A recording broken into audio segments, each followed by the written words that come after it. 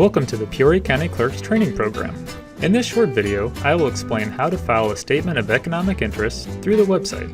This website can be used by the individuals that have received the notice to file, as well as by candidates and newly appointed officials. Let's get started.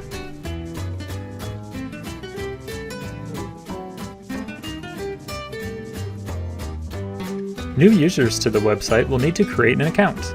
This can be created in three ways. If you received an email notification, click on the registration link at the bottom of the email. This will take you directly to the Add User Account page. There you will see a field for an access code and your last name. The access code will be automatically provided when the email link is used. Enter your last name and click Submit. Create your own username and a password with at least 8 characters. Review your name and address, updating if necessary.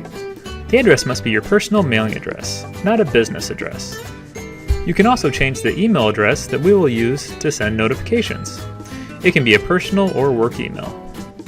Finally, choose if you would like emails to be your primary notification method. If no is selected, you will continue to get notices by mail as well as by email if an email is provided.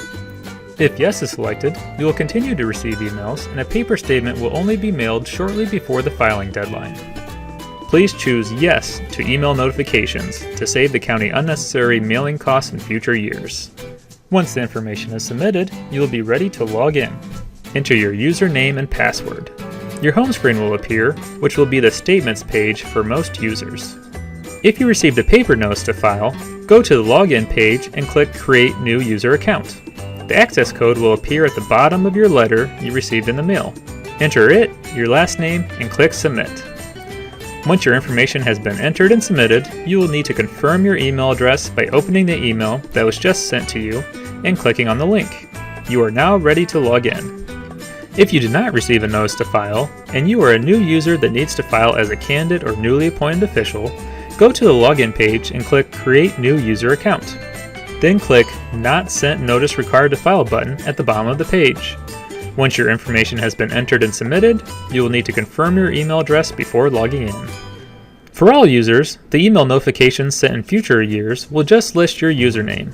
You will use the same password that you entered when creating your account.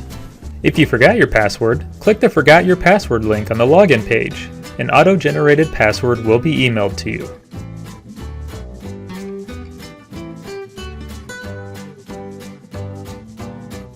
Statements are filed through the main Statements page. For those individuals in charge of submitting to us a list of names on behalf of a government entity, the Government Body Members page will appear first, and you will need to click Statements in the top menu bar. Click Create New Statement to begin filing. If you are required to file, the governing body and your current position will be listed. Governing bodies can be removed and added by choosing the entity, position, and status. Then click Add. Your mailing address will also be listed and can be updated if necessary. General directions for completing the form are listed next. A link to the definitions for terms used in the questions, including the definition of assets, is provided in this section. You can also find the link on our website. It is best to read through these definitions before completing the form since some exceptions apply. The form questions are next. A None checkbox is listed for each question. This must be checked if you do not have any information to enter for a question. For questions requiring more than one answer field, click the Answer button to have the entry fields appear. When you have answered these questions, click the Add This Answer button. The answers for the remaining questions can be entered directly into the provided fields.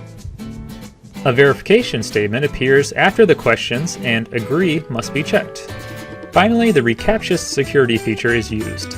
Click the I'm not a robot checkbox and answer the security question if one appears. When you are finished, click Submit. You have now successfully entered your statement. An email will be sent to you with your complete statement and your receipt. You can also view and print the receipt from the Statements page. This receipt can be used for candidate filings within the same calendar year. You can also view and print your completed statement. Clicking View will bring up the light version of the statement. Click Printable Statement to view the PDF version. You can log in to view and print these documents at any time. When filing a statement, you can also save your progress at any time by clicking on reCAPTCHA and clicking Save for Later. the statement will be listed on the Statements page as in progress. You can return to the website and continue filing by clicking Edit. Please keep in mind that the website cannot be used when late fees are due. Also, the County Clerk's Office cannot provide legal advice on how to answer a question. Please contact an attorney for legal questions.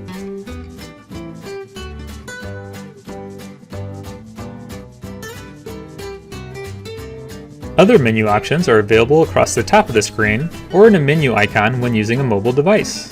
Search allows you to use the same search that appears on the public website. All statements will be viewable online, including statements submitted on paper, with mailing addresses redacted. Update account information allows you to update your personal information, and you can also change your password at any time. That concludes this training program. I hope this information has been helpful. The County Clerk's Office is here to help you with the process. If you have a question, we can be contacted by email at countyclerk@peoriacounty.org or by phone at 309-672-6060.